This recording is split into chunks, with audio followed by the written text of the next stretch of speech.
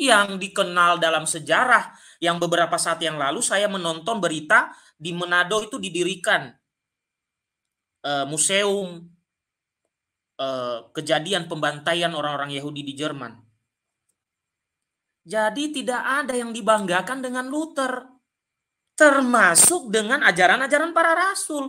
Imamat dia buang, pernyataan mengatakan tidak ada gereja yang didirikan Kristus, dia menentang kitab suci Matius 16, dia mengatakan semua manusia sudah rusak total, diikuti oleh Calvin. Tidak ada ajaran semacam itu.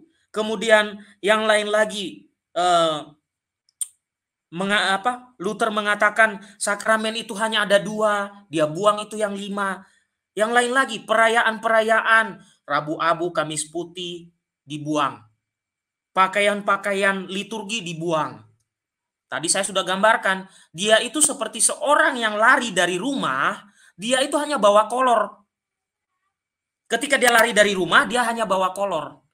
Apa itu? Yang Anda lihat sekarang itu, ada kolar yang ada di leher-leher itu loh, yang putih-putih itu.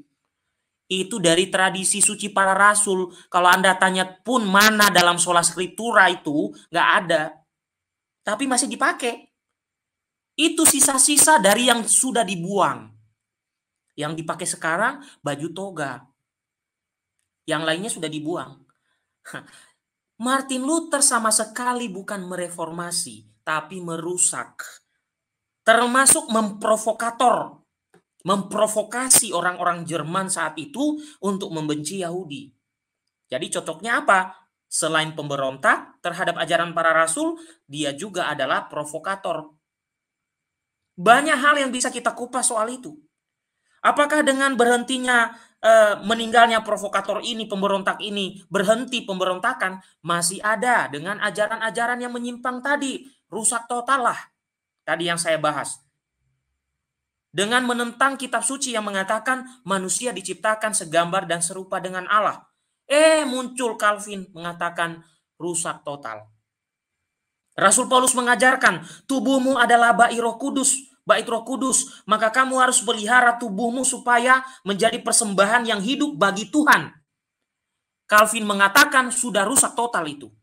Berarti Calvin menentang Rasul Paulus. Calvin menentang kitab Kejadian. Rusak total. Ya. Nah, mungkin ada tanggapan dari Bapak-bapak dulu sebelum saya melangkah lagi dengan ajaran Calvin ini, unconditional election ini, pemilihan tanpa syarat. Silakan, Bapak-bapak. Ya, mungkin saya sedikit ya. Jadi memang istilah penggunaan total depravity itu juga sebenarnya ditentang oleh para scholar Calvinis juga. Mereka juga sebenarnya tidak setuju. Karena para scholar mengatakan istilah itu menyesatkan. Sehingga ada beberapa scholar juga mengusulkan nama yang lebih bersahabat, tetapi tetap saja tidak menghilangkan doktrin itu. Jadi ada beberapa misalnya seperti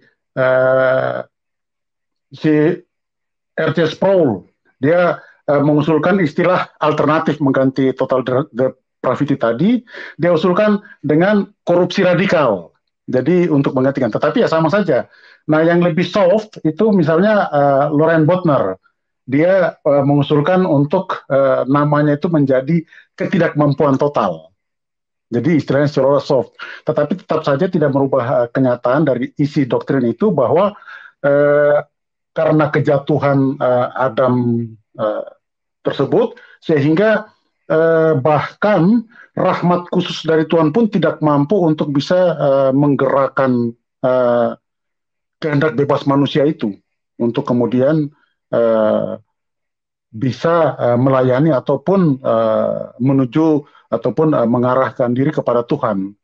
Itulah menjadi titik mengapa nanti akan muncul lagi dia punya teori berikutnya yang irresistibility grace itu. Karena dengan total depravity ini, rahmat khusus dari Tuhan tidak mampu juga untuk membantu kehendak bebas untuk melayani Tuhan. Nah itu isinya seperti itu, gitu. Jadi memang kalau kita lihat ini memang benar-benar pengajaran yang betul-betul membuat manusia diletakkan pada posisi titik terendah yang kalau nanti datang ke Martin Luther pada waktu dia bersurat ke Melanchthon, nah itu di mana dikatakan membunuh maupun bersinah ribuan kali dalam sehari pun juga tidak ada masalah bagi tidak ada pengaruh begitu. Kurang lebih demikian, Bro. Oke, lanjut Pak RT. Bagaimana ini menginspirasi Hitler membunuh, membinasakan orang Yahudi ini dari buku tadi itu? Gimana itu Pak RT? Ya, thank you Bang. Pendapat pribadi dulu ya tentang hal itu. Bahwa kalau yang terjadi di Eropa pada saat itu adalah rusuh para kaum petani, itu juga akibat dari reformasi Luther ya. Luther memberikan inspirasi kepada para petani saat itu, di mana pemikiran-pemikirannya mencetuskan para petani ini memberontak terhadap kerajaan kekaisaran Jerman pada waktu itu ya, Bavaria. Kemudian mari kita lihat dari sudut pandang itu, apakah iya seorang Martin Luther itu malah menciptakan hiruk pikuk, bukan kedamaian? Nah itu pertanyaan saya, akhirnya sebuah jawaban juga terhadap topik ini ya Bang ya. Kemudian antisemitik yang dilakukan Luther jelas akan menginspirasi siapapun, karena ini kaitannya dengan seorang Martin Luther selain terkenal, dia seorang klerus pada saat itu atau mantan pastor Katolik yang membawakannya dalam setiap khotbah. Betapa ia benci terhadap kaum Yahudi itu nampak sekali dalam ajaran maupun pendapat, pemikiran, serta buku-bukunya, Bang. Nah, karena itu seorang Hitler atau masyarakat Eropa pada waktu itu, terutama Jerman, akan otomatis, Bang, terpengaruh dengan pendapatnya. Maka Ibu Rita Wahyu sendiri menyampaikan pendapatnya. Karena gerakan inilah, maka yang tercipta di Eropa seperti tadi. Sehingga Ibu Rita Wahyu tadi mempertanyakan keadilan. Mungkin bisa ditampilkan Pak RT presentasi dari Ibu Rita Wahyu. Saya setahunya Ibu Rita Wahyu ini kan Protestan ya? Iya, dia di gereja karismatik setahu saya juga Bang. Oke, ya. Tapi ini tuh sudah saya angkat Bang ya. Sudah nampakkah? Sudah. Oke, saya ambil judul sedikit aja. Ya. Saya ambil itu kan per judul Bang ya, agak agak panjang penjelasan ini. Saya ambil dari sini saja.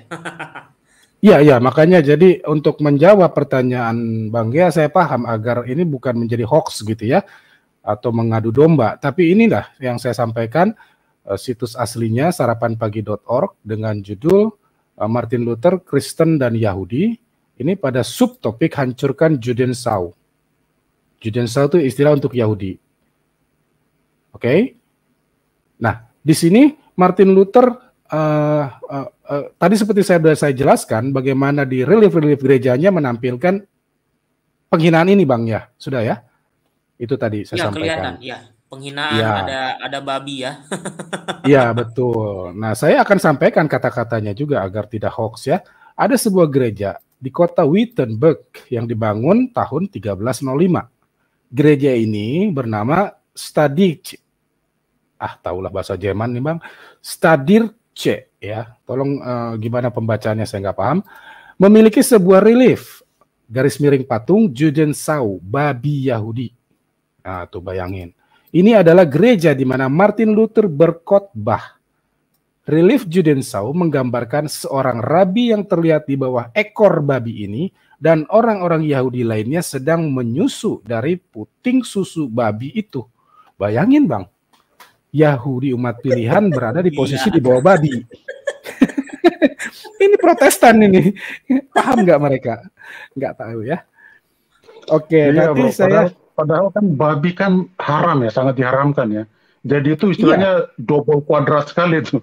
Sudah Iya, binatang diharamkan, diletakkan lagi demikian posisi. benar, ini kalau dibawakan ke kaum Adventis, dia tepuk tangan ini. Dia akan melecehkan Protestan yang mainstream ini kan.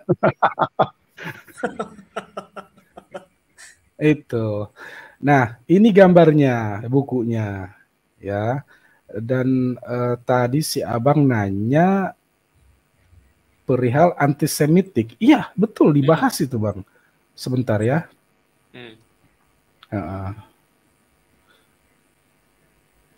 Ini kira-kira aja dulu yang mewakili ya.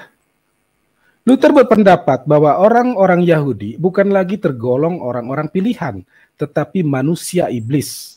Terjemahan dari bahasa Inggris dari buku Vom Schamhamphoras pertama kali diterbitkan pada tahun 1992 sebagai bagian dari buku The Jew in Christian Theology. Ya, tulisan dari Gerhard Volk. Volk adalah sejarawan yang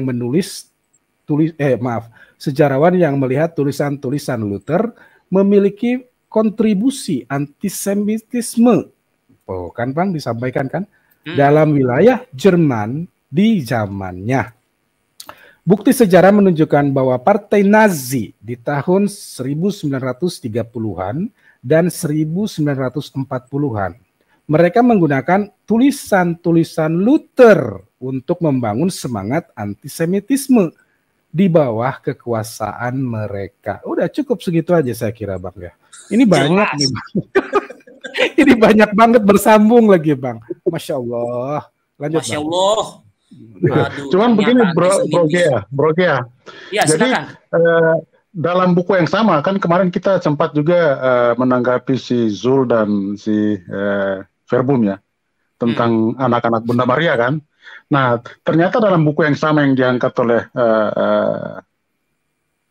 Pak RT, di situ juga Martin Luther ada menjelaskan, dia bahkan membuat suatu bagan ya bahwa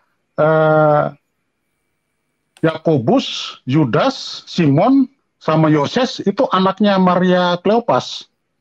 Ini saya tidak bisa share screen ya. Kalau saya bisa share screen, saya share screen ini untuk yang bagan dari buku yang sama tadi, Von Schamhamphoras ini.